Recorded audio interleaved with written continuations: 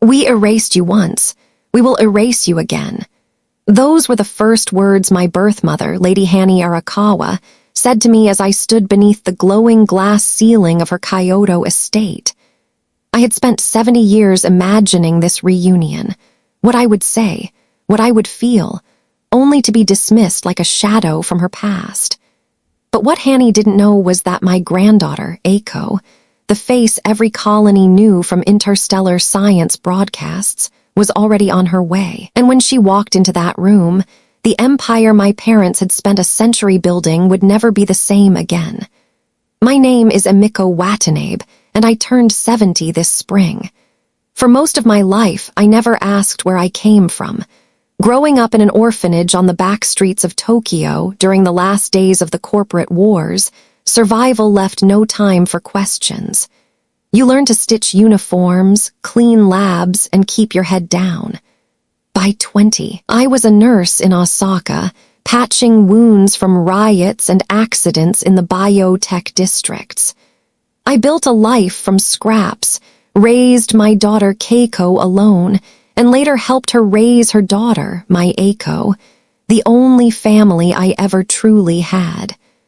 I thought the mystery of my birth was buried forever, until last spring. A routine genetic health scan, mandatory for citizens in 2093, spat out results that didn't just whisper but screamed the truth. I was blood of the Arakawa dynasty. The name needs no explanation in Japan. Takeshi and Hanny Arakawa, founders of Arakawa Tech Industries, are practically royalty. Their AI satellites guide global trade. Their cybernetic rail systems lace through 5 continents. Their combined wealth, trillions. And me, their discarded daughter. When I first told Aiko, she stared at me like I'd confessed to being the Empress herself. "Grandmother, this could change everything," she whispered, but I shook my head. "It changes nothing. I've lived 70 years without them. I only want one thing, to know why." I hired a discreet investigator who confirmed it all. Birth records erased. No public acknowledgement. Their only official heir, a son, Daisuke Arakawa, polished, corrupt, and protected by layers of corporate muscle. Still, I requested an audience. After weeks of silence, their estate sent back one cold line. "You may have 30 minutes. 30 minutes, after 70 years of silence." So I boarded the maglev from Osaka to Kyoto, alone, past neon rivers, arcology towers, and the last cherry blossoms blooming under artificial light. I thought I was prepared. I wasn't, because nothing could prepare me for the words waiting inside that mansion. The Arakawa estate in Kyoto rose like a glass and stone citadel, its walls laced with glowing calligraphy from ancient poets, coded into light by nano-ink. The gates scanned my DNA before opening, as if mocking me. "Yes, you belong here by blood, but not by welcome." Inside, a servant escorted me past gardens of bio-engineered cherry blossoms that bloomed in neon pink under an artificial sky dome. I'd never seen beauty that expensive, nor felt so unwelcome beneath it. Then she appeared, Lady Hanny Arakawa, 90 years old and sharper than steel. Her robe shimmered with embedded circuitry, every fold of silk whispering wealth. She looked me over, lips curling. "So, the child survived." "Not daughter, not Emiko, just the child." I bowed, not out of respect, but control. "I came only for answers. Why was I discarded?" Her reply was as swift as a blade. "Because you were inconvenient. Takeshi and I were building an empire. A baby would have ruined everything. And now you come here expecting what? Forgiveness? Money?" The words landed like poison, but I steadied myself. "I want nothing but truth." Takeshi entered slowly, leaning on a lacquered walking staff tipped with gold. His eyes, faded yet calculating, studied me. "You have the Arakawa eyes," he muttered. At least he gave me a name, Emiko, though his voice carried no warmth. Hanny snapped back, "Names can be changed. DNA cannot. You think a blood test earns you a place here." I rose to leave. "Then my 30 minutes are finished." But Hanny's voice cracked like a whip. Sit, your brother will be here shortly. Her word, brother, hung in the air like smoke. A son they'd kept, a life they'd chosen. And that was the moment footsteps echoed in the corridor, followed by a calm, commanding voice. Sorry I'm late, Grandma. I froze, because walking into the chamber, holo slate in hand, was my granddaughter Eiko Watanabe, already dissecting centuries of Arakawa secrets. The room no longer belonged to Hanny. It belonged to her. Aiko walked into the chamber as if she'd rehearsed it 1,000 times. Not in jewels, not in gowns, just a fitted lab jacket, sleeves rolled to her elbows, and a holo slate glowing with data. Even Hanny Arakawa, who'd spent 90 years controlling rooms with her glare, faltered. She recognized my granddaughter instantly, not just as family, but as the scientist whose face appeared weekly on interstellar news feeds. Your granddaughter is, Hanny began, her voice cracking for the first time. Dr. Eiko Watanabe, my granddaughter replied evenly, lead astrophysicist on the Lunar Mars Relay Project. But today I'm just Emiko's blood. She set the slate on the table. With one gesture, documents bloomed into the air, glowing kanji twisting into graphs. I did my homework on the maglev ride here, Aiko said. Turns out the Arakawa fortune isn't as ironclad as you think. Hanny's eyes narrowed. What are you implying? A covenant, Aiko answered, her tone like a courtroom attorney. Written into the founding charter in 1898, when your ancestors transitioned from samurai holdings into Zaibatsu power. It's called the Bloodline Protection Clause. Gasps rippled through the chamber staff. Even Takeshi gripped his golden staff tighter. What it means, Aiko continued, is that any proven biological descendant inherits an equal share of family assets and voting rights. Your empire isn't just Daisuke's, it belongs to my grandmother too. The air went electric. Impossible, Hanny hissed. We would have amended that decades ago. Aiko's smile was sharp. You couldn't. The covenant can only be altered with unanimous consent of all living heirs. And since you never acknowledged Emiko, her consent was never sought, which means the clause remains unbroken. Takeshi's voice was faint.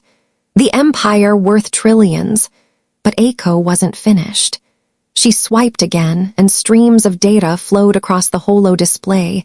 Donations, foundations, endowments. You've poured billions into orphanages and foster institutes over the last century. Generous, yes, but also convenient, because every yen went to erase the shame of abandoning your own daughter. The hypocrisy is breathtaking.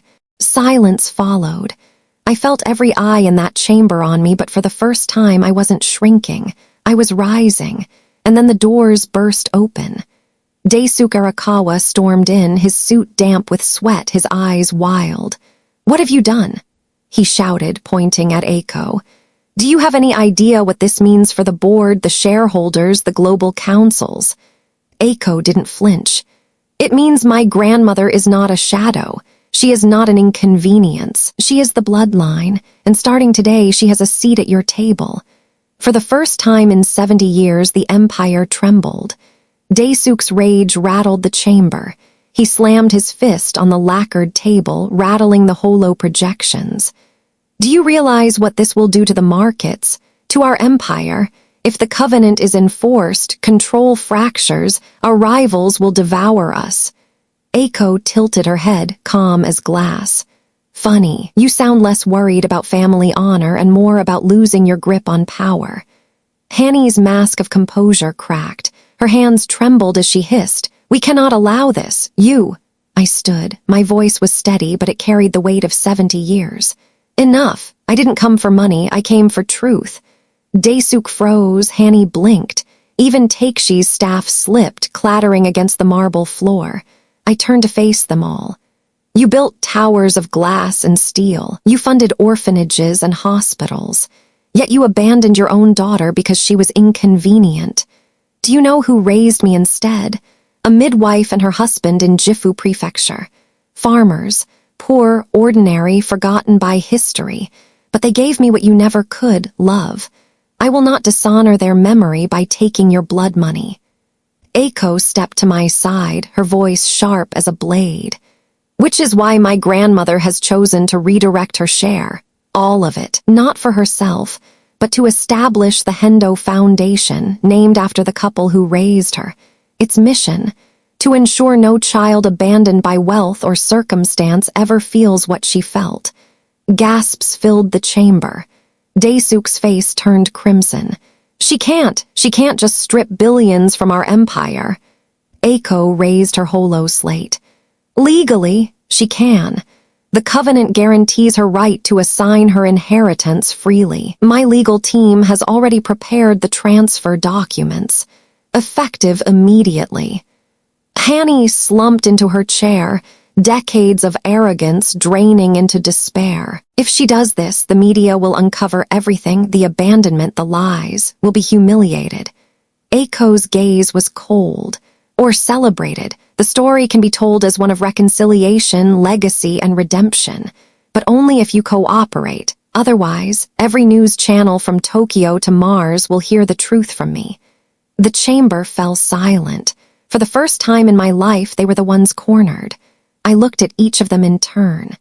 "You don't owe me love. You don't owe me a family. But you will give me one thing, respect. A public acknowledgement, the truth of who I am, and the foundation I choose. That is all I ask. That is all I will ever ask." Daesuk collapsed into a chair, defeated. She whispered hoarsely, We have no choice." Hanny's eyes brimmed with tears, but her voice was broken. "We cannot undo what we did, but perhaps we can honor who you became." For the first time, they looked at me not as an inconvenience, but as their reckoning. And I turned away, knowing that dignity was worth more than all their trillions. Weeks later, the news broke across every channel. Forgotten heiress returns, chooses legacy of love over trillions. Reporters clamored for interviews, but I refused them all. My statement was simple. "I am Emiko Watanabe, daughter of Hanny and Takeshi Arakawa, raised by Kazuo and Midori Hendo. My inheritance will build homes for the children who need family most. That is my legacy." The Hendo Foundation launched in Osaka, not Kyoto. A modest building, sunlight streaming across its open courtyards, children laughing as drones hovered overhead delivering supplies. For the first time in my 70 years, my name was not a secret or a burden. It was a promise. The Arakawas released their carefully crafted statement, dripping with corporate polish, but behind the words I could see the cracks. They had been forced to bow to truth, to dignity, to me. I did not return to their estate. I did not want their tea ceremonies or their apologies. What I wanted was already beside me. My granddaughter Aiko stood at the opening of the foundation, her arm linked with mine. Cameras flashed, but she leaned down and whispered, "They'll never understand what you gave up, grandmother, but I do." And in that moment, I knew the truth. I had never been poor. I had been rich all along, in resilience, in love, in the family I had chosen. The empire of glass and steel would crumble one day, but the laughter of children finding a home, that would outlive us all.